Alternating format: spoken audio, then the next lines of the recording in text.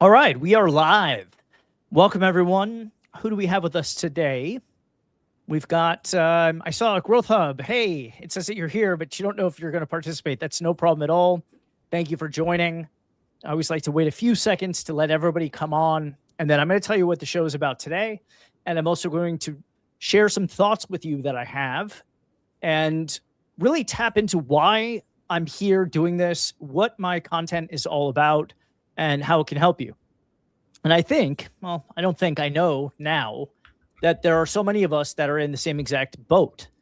Better put, if you've ever felt stuck in your job, short on runway, meaning you don't have that much money and time because bills are coming in, and so you feel stuck at your job, and possibly you feel behind compared to everyone else that you're friends with, people you see on social media. If any of these things are you, then you belong here today, because the show is about thinking clearly, choosing smarter business models, and building something that can make real profit relatively fast without going into debt.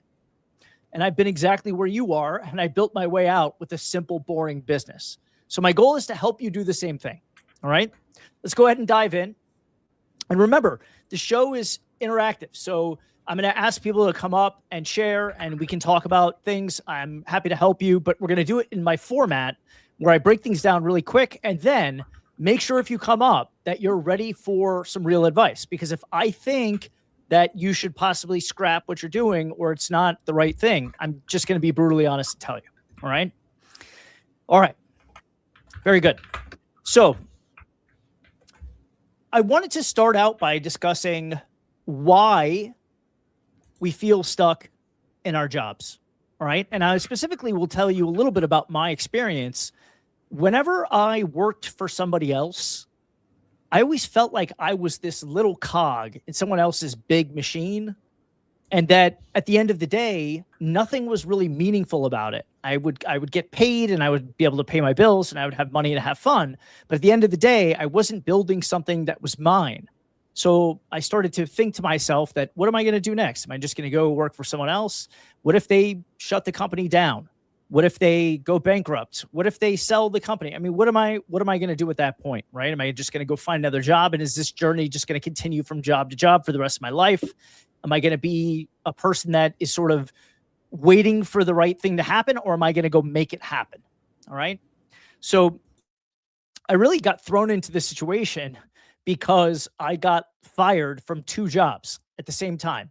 I think I told this story before. I was working 2 jobs. I got let go. And I had very little time to start making money to pay bills. And I didn't want to go find another job.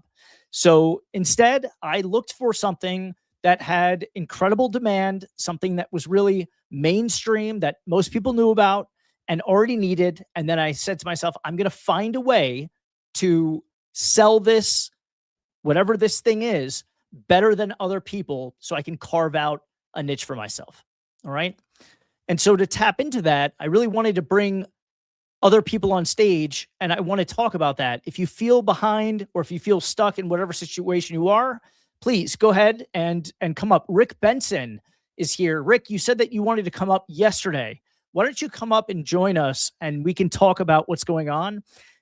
Rick, all you have to do is send a message to me on Instagram. DM me on Instagram, and the mod will get you a code to come on up, and I'll see you up here. Does that sound good? Great. Rick, I'm looking forward to talking to you. I have been since yesterday.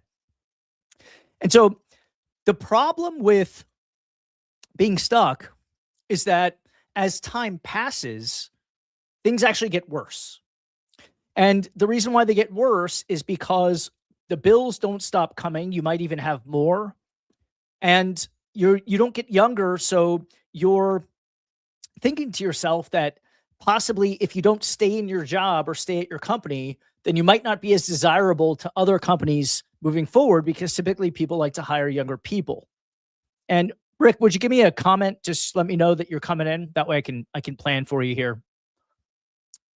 And so anyway, if you don't make any moves, then what will happen is that not only will it become more difficult later on, but you will find that opportunities that if you would have started years back when you first had that thought in your mind and you knew that you had to go a different way, tried to send a message on Instagram. All right, Rick, he'll get you on in a second here. But if you look back and you're probably saying, if I would have started that 2 years ago or 3 years ago or a year ago, you would have already been that much further ahead. And when you don't make the move, you know what's going to happen. Inevitably, you're going to be in the same place that you are now.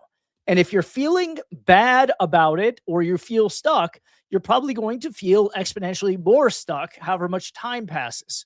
So I'm going to invite you up here to talk about either making the move, or if you've made the move already and started your own business, what can you do to make it grow faster so it can replace your income? All right. So if you're stuck and you want to get out, what business should you start? And if you've already started, how can you speed things up so that you can get to the outcome you want and have enough income to be financially free and eventually be time free, meaning that whatever business you build could be run by other people to do the actual day-to-day so that you can go and do the things that you love to do. You can go to the gym, you can walk your dog, or take your dog to the park, whatever it is that you want to do that you feel you can't because you're tied to this 9 to 5 or whatever your situation is. That's what you need to make the move out of. Taj, can you give me a message here? Have you gotten Rick have you gotten him into the queue yet? He's been wanting to come up. All right. So with that in mind, as I went to figure out what I was going to do next, the thing that hit me first is that I needed to make money right away. I had to find something, and I started to think about Uber, DoorDash. I started to think about any possible vehicles that could take me from not having any income to having money coming in quickly. So that eliminated building a product, that eliminated anything that involved sourcing or manufacturing or anything that involved producing and shipping. It basically eliminated all physical products. And then it took me into the realm of services. And when I thought about services, I thought about what has mass appeal that people already use, and then it took me to cleaning. And the reason why a simple service is such a great idea for anybody who's in this position, anybody who feels stuck in their situation, is because you have low to no barriers to entry. You don't need to buy something expensive to get started. You don't need a loan from the bank or one of your family members. It doesn't work that way.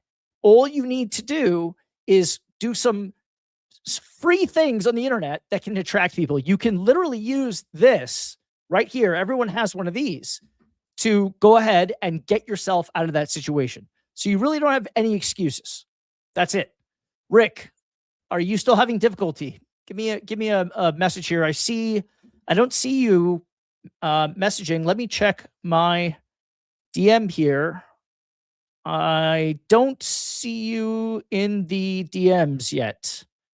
Taj, have you seen Rick appear? I want to make sure you get up. Anybody else, while Rick's waiting to get up, that wants to talk about your situation, whatever it may be, shoot me a note in the chats and shoot me a note on Instagram. DM at John Margalite on Instagram to join the call. That's how you do it. Right there in front of you. I see, and no messages yet. Okay, so Rick, have you done that? That's how you can get up and we could talk.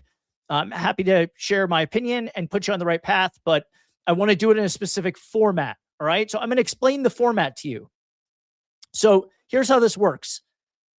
In a few minutes, we're going to get somebody up here. We're going to bring a real person on the stage, and they're going to tell me what they're doing for work, what they're trying to build, and what they want their life to look like 12 months from now. And I'm going to ask them a few structured questions about their money, their runway, and their plan. Then I'm going to give a clear, honest assessment in real time. That's where the fun starts.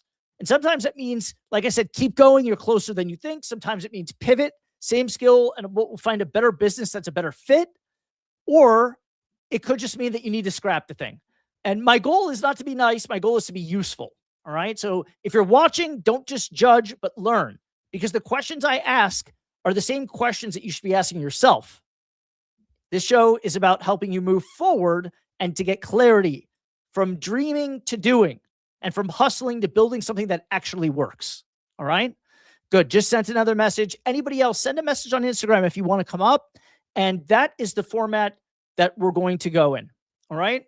And if you have any questions, please send them in the chat. If you are stuck somewhere you don't want to be and you want to start your own business to escape, let me know in the chat or come up on stage and talk to me about it. And I also know that you have to consider the other people around you, right? It's not just you. And so if you're going to take a risk, it might be affecting your spouse or your kids or whoever else is in your life and near and dear to you that counts on you to bring in income. So we've got to find a way. There's Rick. We've got to find a way to bridge the gap between where you are, what you need to survive, and how it won't affect others around you negatively. Because once that starts to happen, they're going to start to urge you to go back to that safe job zone that you don't want to be in. Rick, how you doing? Pretty good. How you doing? I'm doing great. Very nice to meet you. You have the floor. Give me literally just keep 10 to 15 seconds about what you're up for, and then I'm going to take you through a series of questions that will make a ton of sense. Sure. Yeah, and we spoke about a month ago, right before Christmas. I had been in the real estate development business. You were kind enough to call me on a weekend. So if John says that he actually does return calls, he does return calls. He never met me, and I pinged him, and he called right back. So kudos. Yeah. So and I've been looking for I originally thought I was going to do more development down here. I moved to Southwest Florida, down by the Sarasota area. And I thought that was going to be sort of my direction, and realizing I didn't have my posse from Texas when I was in my development stage, I realized that I needed to consider other things. And long story short was I started looking at real estate adjacent type businesses that we had been utilizing those services before, such as property management. And of course, janitorial and cleaning was one that made a lot of sense. Okay. So tell us, thank you for sharing that. Tell us what you do right now to bring in income.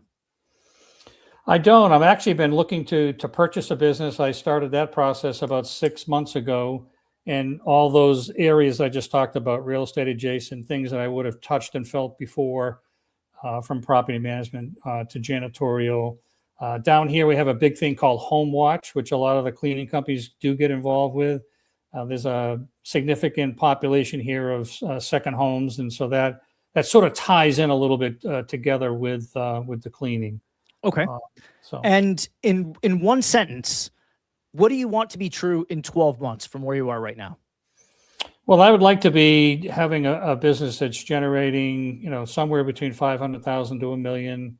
And I'm at a little bit of a different point than some folks here, but the reason I went with the purchase route was because I wanted to have something that was ongoing as opposed to starting from scratch.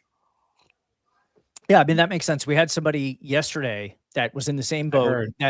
He was looking to acquire a business because he wanted to expedite the process. And sometimes that can be a really good way if you can work out the right kind of structure with the seller.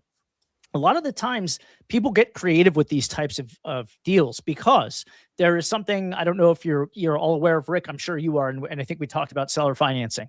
Sure. Some of these people that are either retiring or they just want to sell their business, if they're confident in their business's ability to perform, or it's tied to some sort of contracts or anything like that, that secures the revenue moving forward, a lot of the time they're willing to take less or no money down in exchange for monthly payments or whatever terms that you work out to pay them for the business based on whatever value you assign to it. Correct. And right. And so if you're a seller, this opens up your pool to a lot more people because not everybody has money and or credit, right?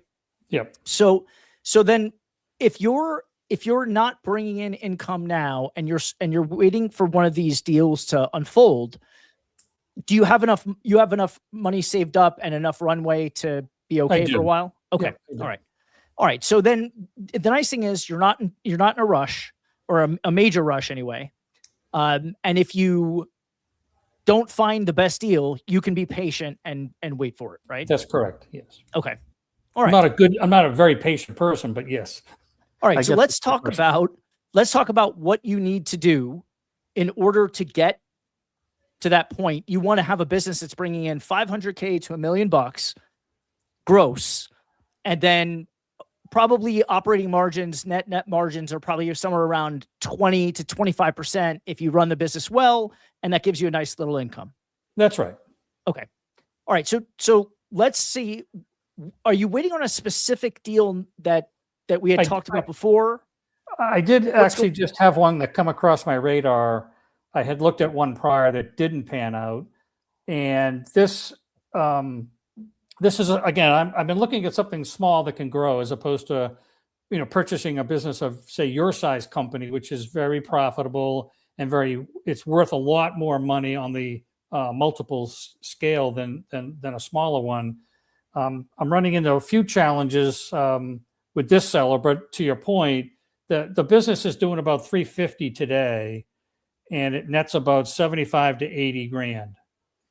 And so part of what she did was to set it up to sell. So she had no intention of running this company for 4 or 5 or 10 years. Her intention was set up a remote cleaning type business and run it to sell eventually in some short time period. And it's been open physically 2.5 years. So I'll call it 2 years. Okay. Well, it's a relatively quick build. That's right. So how long have you been analyzing the deal? Well, I had started to look at it during Christmas, but then I had a death in our family. My mother-in-law passed, and I had to take some time off for that. I just came back in, and she has not sold it yet, although she claims she has offers. But sure, I think the shortness of it scares most buyers off. That they're usually traditionally, especially smaller businesses, you want at least a 4 or 5 year track record, and she doesn't have that. So what's preventing you right now from closing on this business? Well, I just had my call with her at 10 o'clock this morning. So I literally was able to finally re-engage with her and get the updated financials. Okay. So if you're just joining us now. Okay. So you're taking a look at everything. If you're just joining us, Rick has a similar situation to the gentleman that was on with us yesterday. There's 2 ways to get out of whatever situation you're in, right? One is to start your own business from the ground up, which sometimes can be a riskier and a path that can take more time to unfold.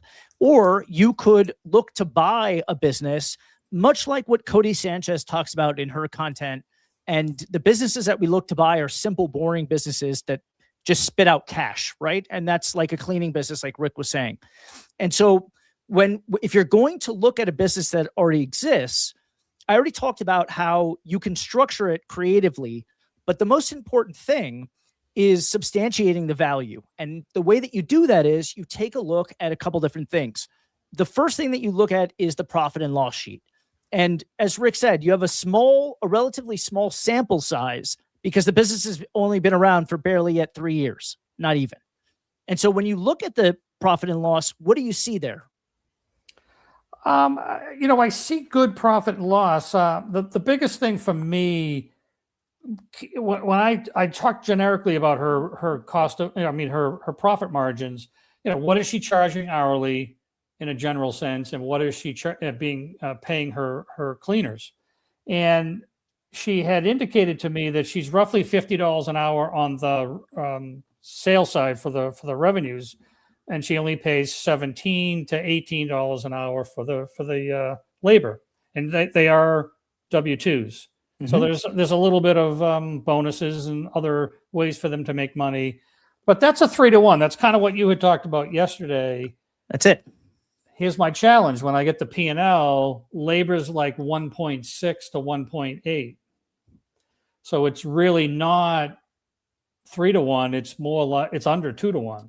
And that's because that's a function of the overhead that's coming into play, right? I thought, except she's got then VAs on the payroll. VAs on the payroll. Okay. So let's call that overhead because they support the operation. Sure. That's right. Okay. Yep. And then let me ask you this. What about advertising? How is she acquiring customers? She's gone through the whole SEO thing and the Google business profile. She claims every advertising she's done hasn't really panned out. Certainly not a 1 to 4. Okay. And she's getting about 10 leads a week organically. Okay. So I want to stop there and talk about that Sure. for a second, because this is really, really important.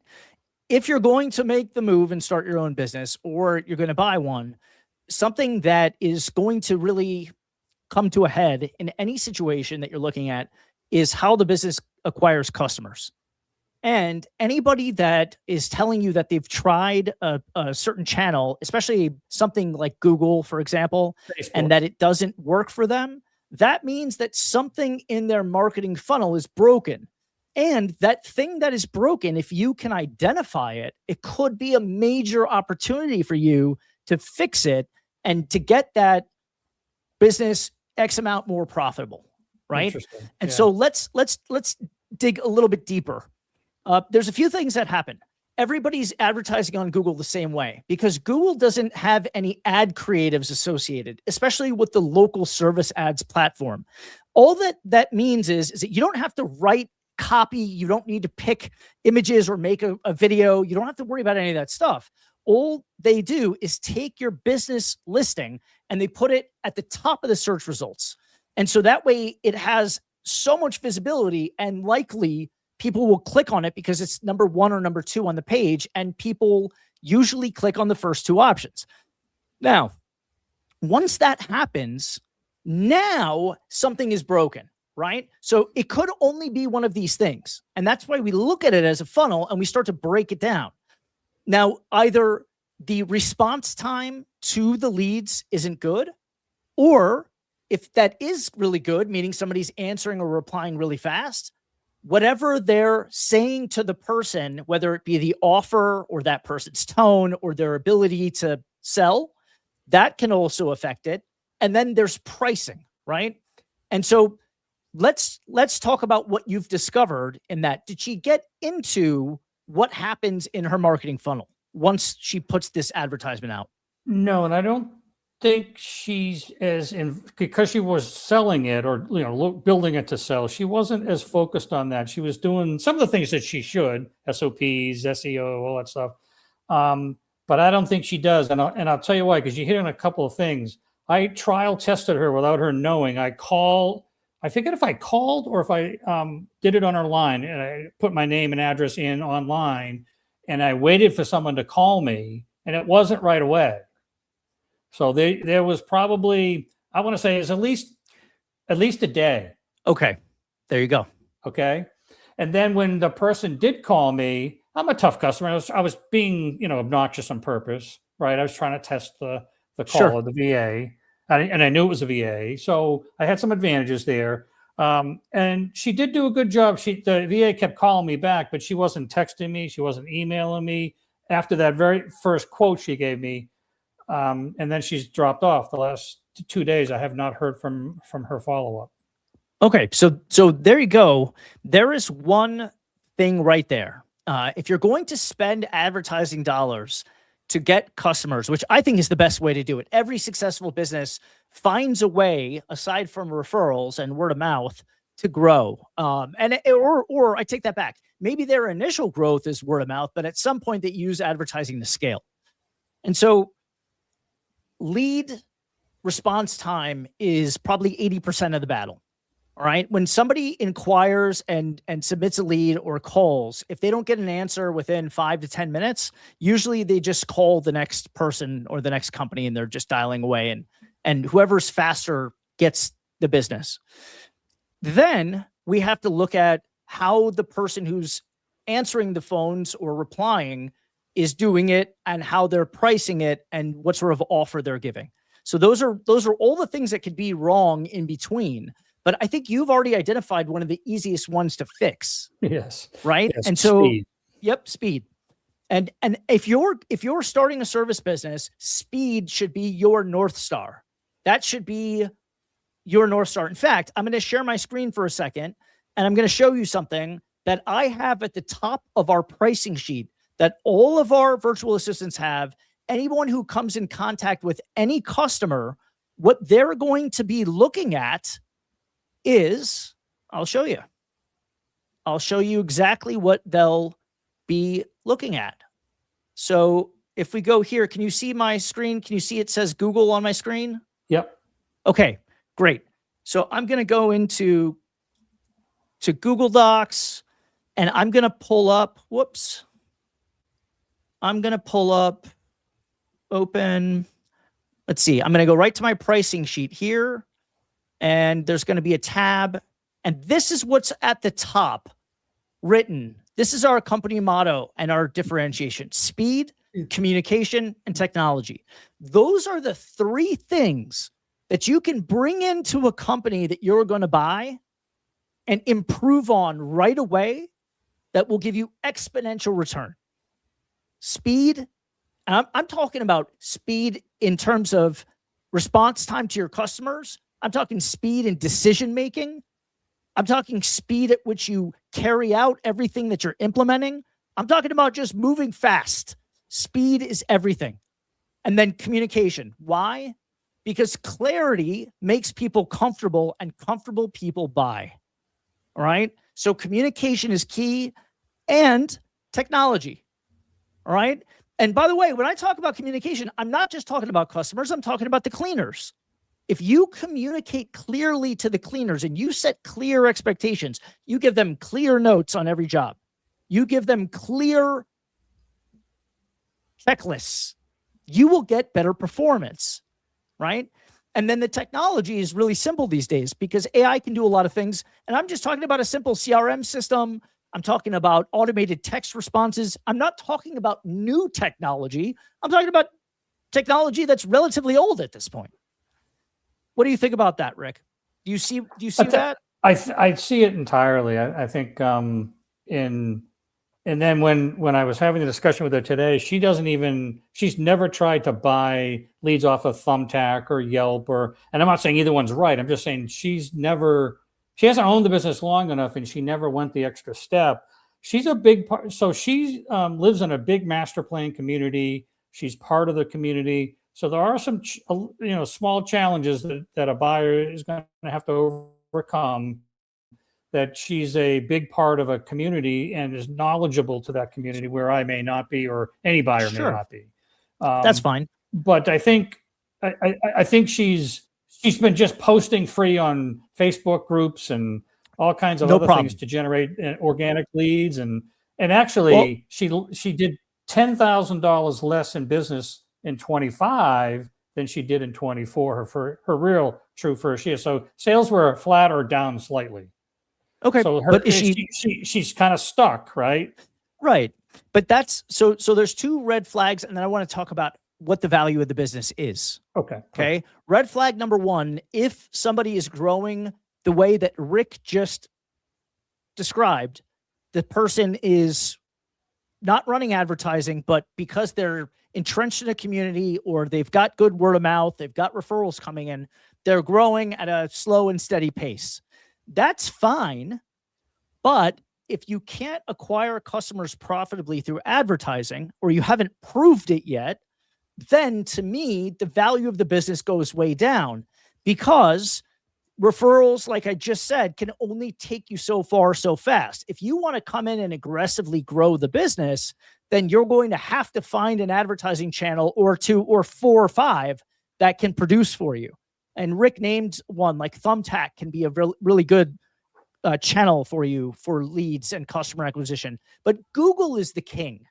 About a year and a half ago, maybe 2 years ago now, I just went all in on Google. I saw what was going on. I tested all the channels, and Google brings you people that have an imminent pressing need because they picked up the phone, and of all the options that they had, they picked you to call. That's the most valuable lead. But on the flip side, conversely, it's also the most expensive lead. All right. So you can get lower quality leads for less money. But at the end of the day, you're going to sort of need a blended cost per acquisition that makes sense. And if you really want to knock it out of the park in this type of business, you have to get good at retention, because most of the time, the cost to acquire a customer with advertising will only get you to break even. All right. So let's talk about what this company is worth. What do you think it's worth? Being that what was the top line revenue? 350-ish. 350. And then she was netting how much? 75. 75. Okay. All right. So in your opinion, what is the business worth, considering it doesn't have any contracts? I would say 1 year to maybe 75 to 100K, somewhere in that range, given it's, 2 years in business. It seems to have peaked out, right? Doesn't seem to be, it's not growing at all, but it hasn't lost a ton of clients. So I think there's some value there. I'm not crazy about her tech stack. She's got ZenMaid and Okay. Just Call is her phone system. I've never heard of it. Maybe you have. I don't know. She's using Slack and a few other things, but it's just okay. I don't know how efficient it is, like you say, about the ability to communicate with vendors and with not the vendors, the the cleaners, and then the clients. And are her cleaners W-2 or are they 1099? W-2s. Yep. They're W-2s. Mhm. Interesting. Yeah. All right. There's another place that you could possibly improve on, because W-2s are more expensive. You could have the same success with contractors the way I do that people with W-2 employees have. Mhm. You could do that. I think that I'm starting to see, by trying to go from like 2 million to 5 million, that having W-2 employees, that you can control their training more and you can have more say in what their schedule plan is. I think that that might be something that I might need to start becoming a hybrid model for. But if Sure. you want to get to 1.5, 2 million, you could definitely do that with contractors, and it can go very, very smooth. Okay. So are you going to make her an offer on the business, do you think, around, I would do, if it was me, I would offer no more than 75,000. Yeah. And terms are important to me only because she is critical to that community. I need at least a 6 to 12 month time frame to be sure she hands it off properly. You've got a Google local business, address now you got to fix, right? Because I can't keep it where it is. Right. It's her house. That's okay. You But could change things that. like that. You see little quirks that'll come up that'll just delay. It's just a timing issue, but Absolutely. but I'm in agreement with you.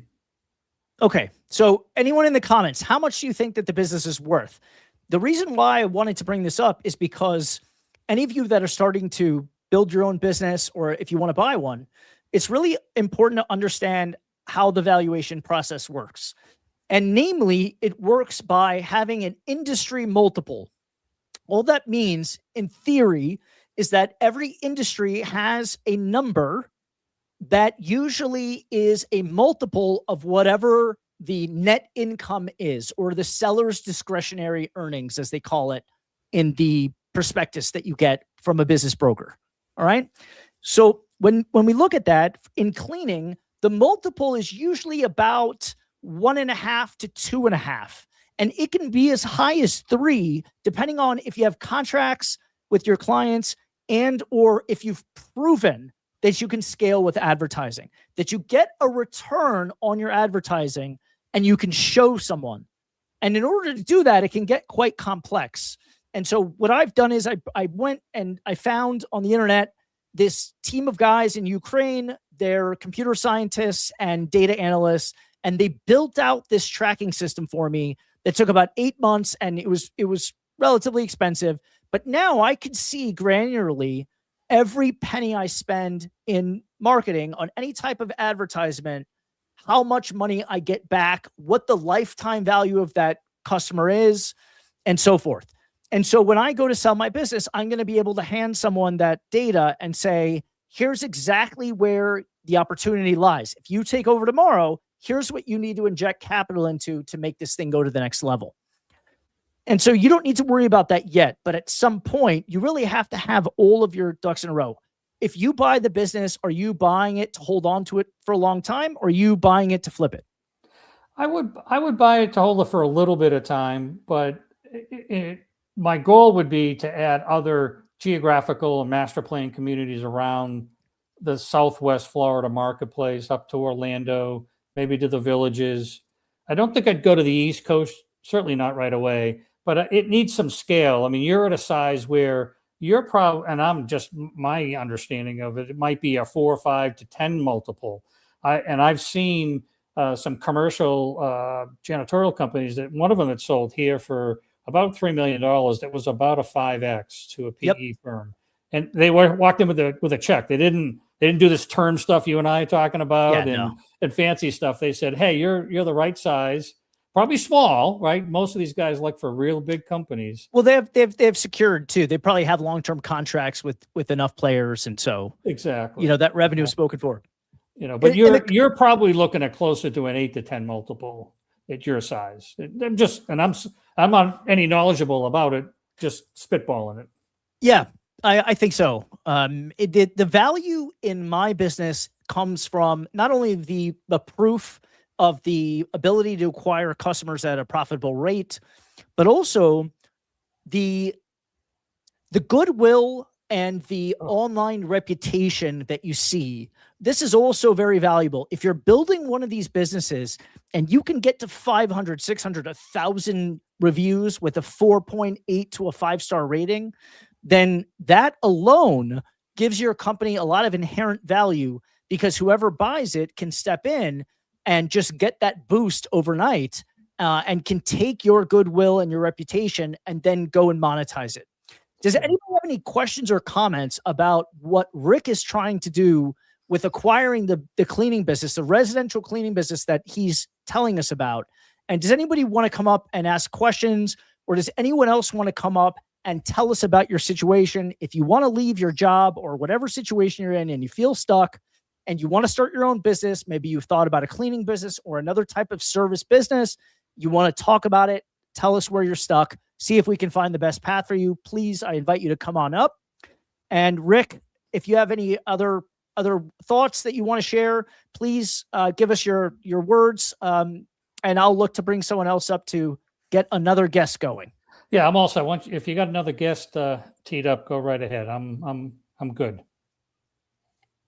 This was very helpful too, by the way, John. Good. So before you buy the business, I think we've agreed what the max offer would be and where the opportunity lies on the first day, what you're going to look to change to boost up the revenue. That's correct. Awesome. Yep. Thanks, Rick. Appreciate it. Thank you. Yep. All right. We are back. We have 8 people here live. It's varying from 8 to 12 to 7. It keeps going. I don't know who is with me here besides Rick. I see Annette's here. Hi, Annette. And I see a couple more people. Growth Hub is here. And I see, who else is here? I think his name was Costas yesterday. If you want to come up, all you have to do is DM me on Instagram. Myself or the mod will send you a passcode to come on up. You can join me. There it is. Just DM John Margalite on Instagram to join the call. You can come up. I'll ask you a series of questions. We'll talk a little bit. Hi, Lindsay. All right. It's good to see you again, Lindsay. And we can then discuss what to do. Lindsay, I did get your message, and let's actually get on a Zoom this weekend for 5 minutes, and I'll give you some thoughts. I have some advice for you. Anybody else that's watching, if you watch any of my videos on YouTube and you're thinking about starting a cleaning business, or you have started one and you're looking for ways to grow, I'd love to hear from you. I'd love to have you up to get a conversation going. Great. I see you, Lindsay. So before anyone else comes up, I guess I will talk about the fear that comes in leaving the job. And if anybody remembers from yesterday's conversation, or if it was the day before, Lindsay worked at Tesla for 7 or 8 years and then had the courage to leave and start her own business. And now she's on that journey. And I believe she shared that she's doing some of the cleaning herself, and she seems to be struggling a little bit to find customers and just to build that initial base so she can start really generating revenue. She's got a short runway of a few months, and she's in that sort of hustle mode right now. When we have this fear of moving on, of starting our own thing, one would argue that it's not really a real fear, that it's just in your head. And in theory, I would agree with that. I think that the fear really is in your head. And the fear, part of it is how your life is going to be if you don't have enough money. And part of it is what other people are going to think of you. And it's just real. It's just the way it is. And when we go on social media and we see our friends on vacations, for me and my wife, we see all of our friends having kids. We, for whatever reason, we're not able to yet, but we're trying. And I even, to be honest with you, I even feel a lot of the times like I'm behind. I see a lot of my friends, they're in careers that have been going on 15, 20 plus years now. I mean, we're going towards 50. I'm 45, and most of my friends are about the same age as me. And some of them have been in their careers a really long time, and they're making a lot of money, and they seem to be doing very, very well. And I couldn't be happier for them. But when I was first in this boat, when I lost both of my jobs, I looked at them and I saw online, and I just felt like I was really behind. And I felt like I had to press to go faster in order to establish myself and to get to a point financially that was on par with everyone else that I wanted to surround myself with. And yeah, Lindsay on that hamster wheel stuck. I see you. And the reason why I mentioned that is because I figured out something that's really important. If you feel like you're behind or you're not where you're supposed to be in life, the fastest way to get there, the shortcut, is to work hard for a really long time. And I know that sounds funny, and I don't mean for that to be a joke, but I want to make it more palpable for you. What I mean by that is that if you feel like you're not where you're supposed to be, the only way to get to where you do want to be, it's not to rush it, it's not to press, and it's definitely not to work a zillion hours a week. The way that you get there is the same way you get there if you want to achieve anything in life. You have to take small little steps every day consistently for years. You might only need to do it for 2 or 3 years. It might take 5 years. But if you don't start now, it will take longer. Every day that you wait will be one more day that it takes longer. But you have to come into it with the expectation that this is a daily thing that happens in micro bits that compounds over time and eventually molds into what you want. That's it. I've tried all the shortcuts. Here's Lindsay. She says, I had that fear of leaving my job, but I know I really needed to make that move now or I wouldn't be able to later. Exactly.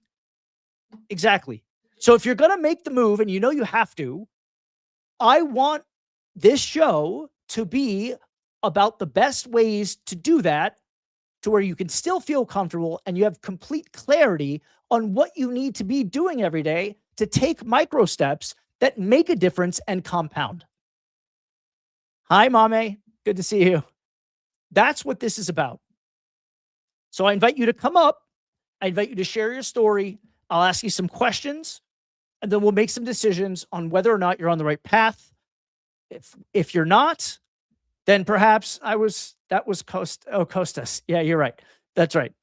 If you're not, maybe we can figure out a better path for you.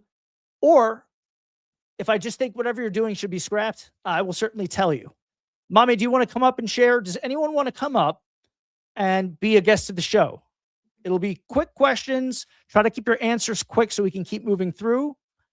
And if you do want to come on, if you could put that up again, Tosh, that'd be great. If you want to come on the show, all you have to do is DM me on Instagram at John Margalite. That's it. It's at my name right there. You can see it. It's on the screen. That's all you have to do to come in and have a chat. And if you just need a little bit of inspiration and you already have an idea, then hopefully I can give you a little bit of juice to go start whatever it is that you want to start. And if you go do it, promise me one thing: only focus on getting customers. Don't worry about having the perfect product or the perfect service. If you're going to start a cleaning business, don't worry about getting cleaners before you ever have a customer. Once you get cash flow in your business, everything else changes. Jobs and customers are the answer to everything. When someone comes to me with an established cleaning business and says, I have a problem with cleaners, I have a problem getting cleaners. I need more. They don't stay. There's too much churn, whatever it is. I always get to the heart of the problem. There's not enough jobs. Because if you have enough customers and enough jobs, and you can pay a fair, good wage, you will always have plenty of people that want stability and want consistent income to come and fill that void. You will always. But if you can't keep someone very busy, they're going to look for other places to make money. It's that simple. So the answer to every problem is customers and cash. That's it. All right? That's me worrying about having cleaners before having clients. Yep, that's everybody. That's everybody, Lindsay. But that will take care of itself once you get customers, because the cleaners flock to the businesses that have customers and keep them busy and keep them paid. And as soon as you can do that, everything will change. All right? So if what you're doing now isn't working, try something else. Go to Thumbtack, try Google local service ads, try strategic partnerships with the boutique real estate agents and property managers like we talked about. Complementary non-competitors. That's a shortcut to where you want to go. But you have to wake up every morning and you have to find a way to be excited about customer acquisition. That's all it is. Anybody else want to join us? Any other comments? Anybody have any comments, any questions? I have a question. I looked at the data for the best time to run the show, and I saw that most of the content on YouTube that I put out is being watched right around noon. So that's why I'm coming live on noon. I need some feedback from you. Who would prefer a later show, or do you like this time right now? I'm curious. If you could tell me, I'm curious to know. And if you have any questions about how to build a business or what business you might be best fit for, if you feel stuck in your situation, come on up and we can talk about it. And hopefully we can find some clarity. And if you don't want to come up and talk about it, and you are one of those people, I can assure you that clarity comes from action, not from preparing to take action. You will never feel like you're ready. There will never be the right time. You just have to go do it. The best entrepreneurs on the planet are the ones that are the best at putting something out there that barely works and then getting feedback from people on what they should do to improve it or change it or scrap it. And then on the fly, they're adapting and they're making changes. They're nimble. But they know that being a successful entrepreneur is about being a good problem solver. I mean, I had talked this morning. Mame sent me a message on the Discord channel. And if you join our group, you have access to me. I always promise that. And I try to reply as fast as I can. Mame sent me a message, and it was a problem with the client. And the client was complaining about washing her walls and things of that nature. And luckily, I was able, I think, to get there in time to help shed some light on the situation. But if I wasn't, my goal is to teach you how to best approach and think about problem solving so that way, if I'm not a Discord message away, you feel confident in doing it yourself. And what we learned very quickly on our conversation this morning is that pricing and disclosure is very important. Let me tell you about disclosure. What I saw happening was some people would call and complain and say, I thought you were going to clean the inside of the fridge. I thought that was included. I thought you were going to clean the garage. You know when to clean the garage. I thought you were going to pressure wash my patio. No one did that. And so I started to think, how do I mitigate these complaints from happening? And this is just a microcosm of what entrepreneurship is all about, especially in a service business. And so then I came up with this idea that I was going to send everybody an email the night before the date of service that says, here's what you agreed to.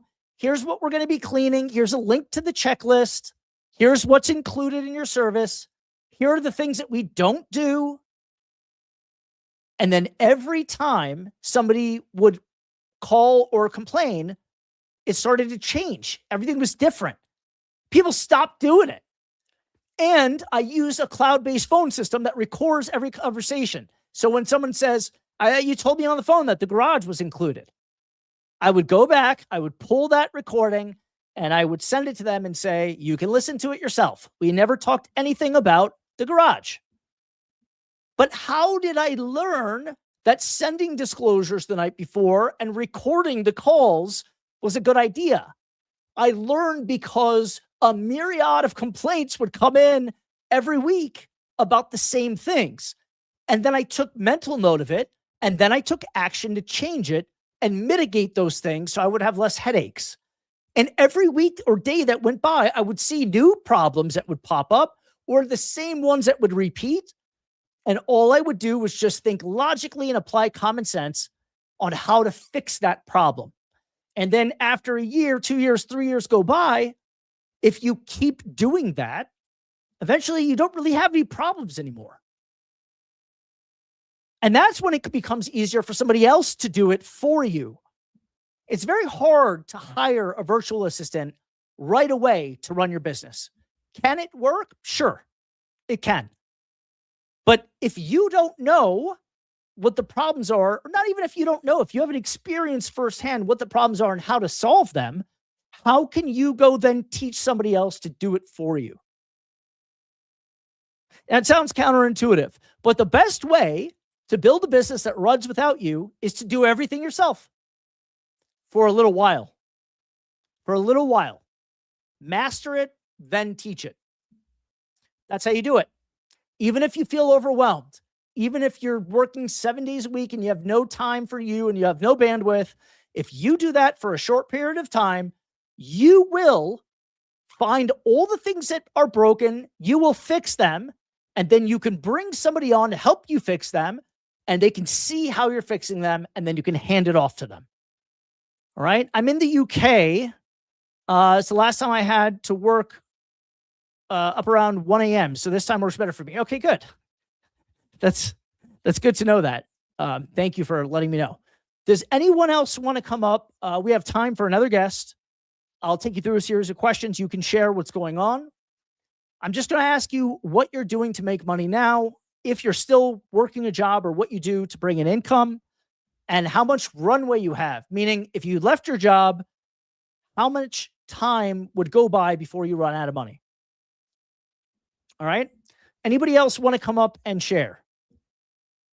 Anybody have any comments or questions? You don't have to come up, but if you want to share something, put it in the comments. If you want me to talk about anything, put it in the comments. Any challenges that you might be having, put it in the comments. I see 8 people are here, but I've only seen comments from 2 or 3 people. I'd love to know who's in here with us live right now and anything that's on your mind that I might be able to bring clarity to. And as a bonus to starting your own business and the potential of having financial freedom and time freedom, there's this other thing that nobody knows about until they go do it.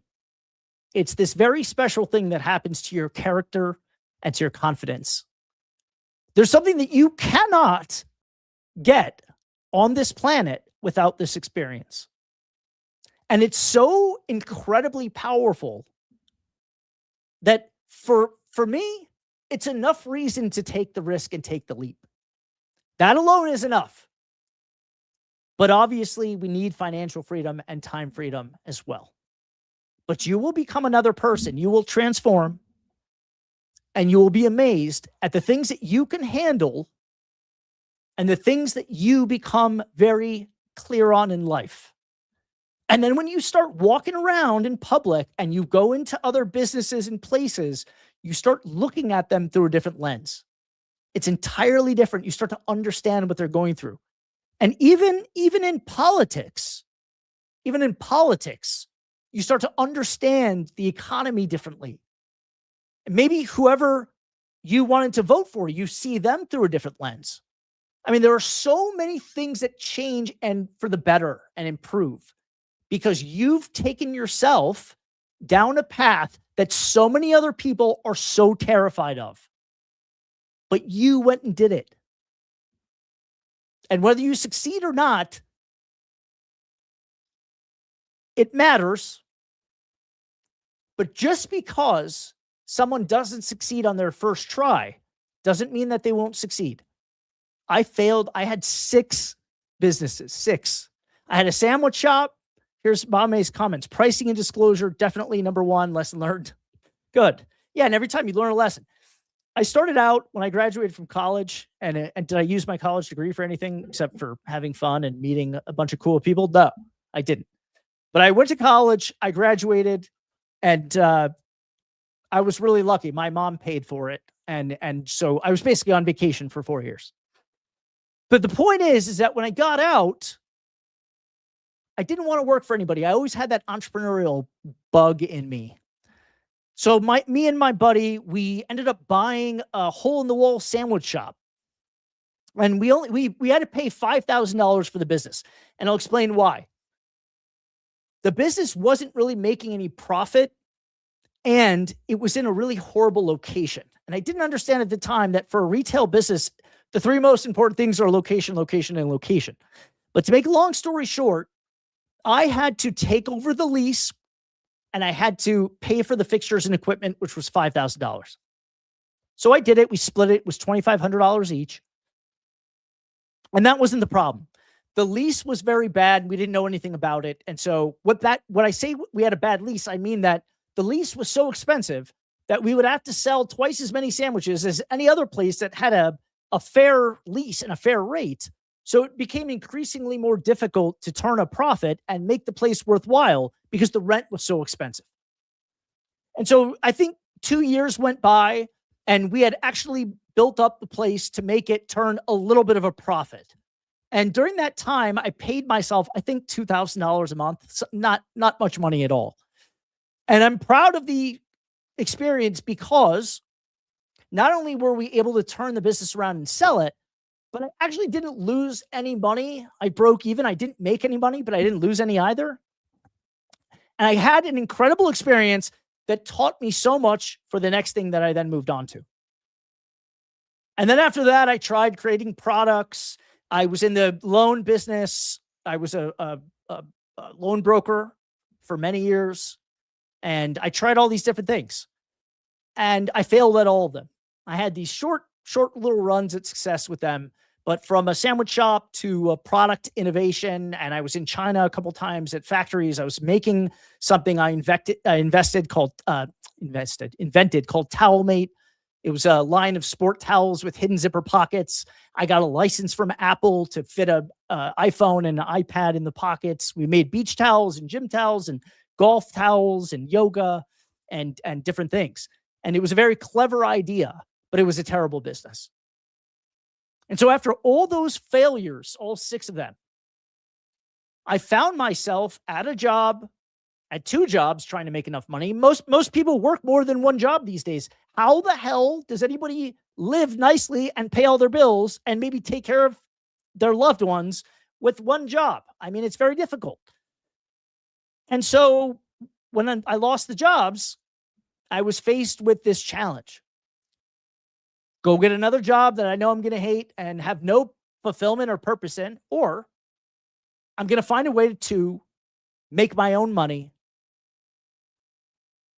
and forge my own path.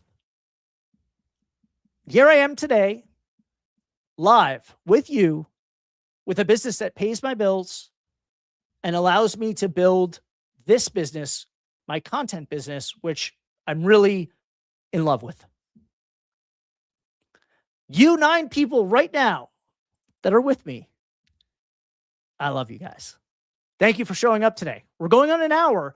I still will take on 1 more person. If 1 person wants to come up for just a little bit and go through a few questions to get a little bit of advice or to share your story, please do. We have a few more minutes.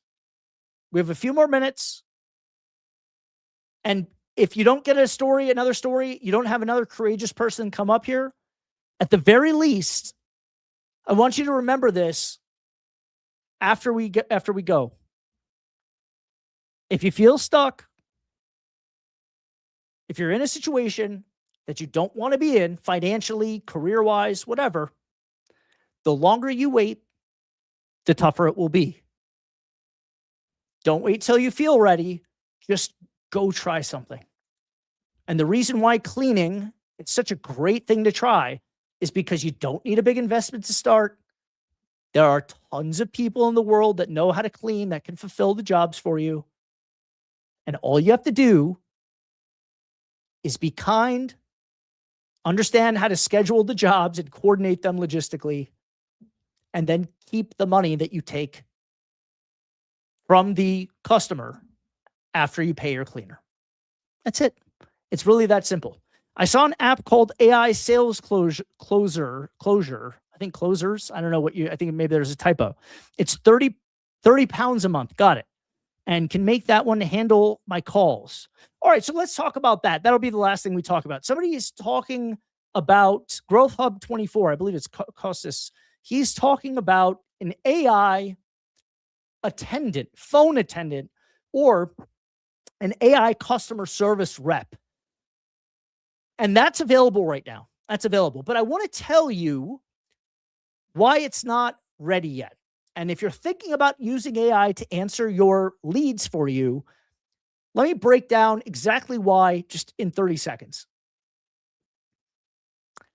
If anybody knows Jobber, Jobber, it's the home service CRM, customer resource management software for service businesses, home service businesses. They reached out to me and asked me to help them build their AI attendant. And this was probably a year ago, maybe even a little bit longer. And I spent months with their development team training the artificial intelligence on how to talk to real people and sell house cleaning to them, how to take the payment over the phone, everything. But there are two models, language models in artificial intelligence. One is called the closed model. And what that specifically means is that when a human speaks to the artificial intelligence, to the bot can only say things and respond to what it's been programmed to say. It's closed out from going on the internet and getting any information available online to formulate an answer to the questions.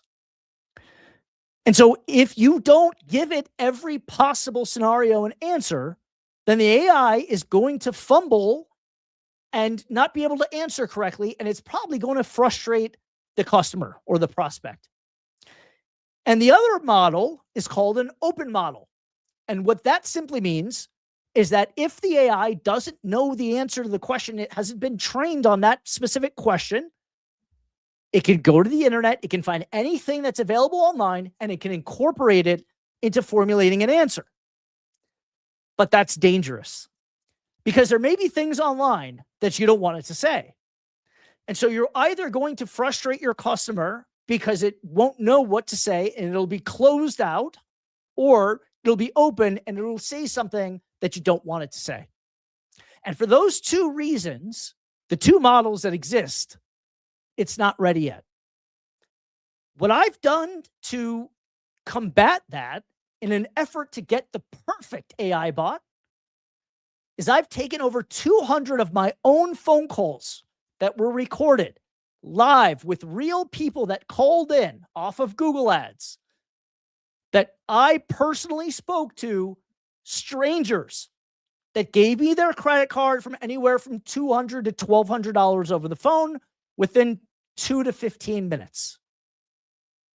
I took all those call recordings and then I taught other people how to do that at my business. My virtual assistants, I trained them how to do what I do. They listen to my phone calls. They do it without me. I took 100 of their calls and I fed all those calls to the AI. I fed them in. I trained the AI and I said, here's all of these phone calls and situations. Here's every question anybody could ever ask. Here's exactly how you answer them. Here are different styles and tones, different people. And I gave it a mix of everything. And it's starting to shape up really, really well. And when my product is ready, it's going to blow every other product out of the water for this application. I'm just talking about selling house cleaning right now. That's all I'm talking about. And when it's ready, I will release it. I'll release a beta that you guys can test for free. But that's why the AI is not ready yet. Anybody have any questions on that? Any questions, any comments? Does anyone want to come up? It's the last invite. It's the last invite of the day. I have a 1:15 meeting, so I have about 9 minutes left. And if anybody wants to come up, I'd love to have you. And if you have any other questions, please put them in the chat. We're talking about the courage to leave, whatever situation you're in, whatever job you're in, how to find a quick way to bring in money and bring in income. Also, let me know in the chat, is the video lagging at all? I feel like it's breaking up a little bit. Can you guys see me clearly, or am I lagging a little bit? Is there a little bit of jitter? Do you go live every day? I always catch you when I'm driving. Uh-oh. Tasha, I don't want you to get in an accident. I go live every day, Monday through Friday at noon. That's my commitment. Every Monday through Friday at noon. Hopefully you're just listening to the audio and you're not risking your life to listen to the show. If you were, I'd be really honored.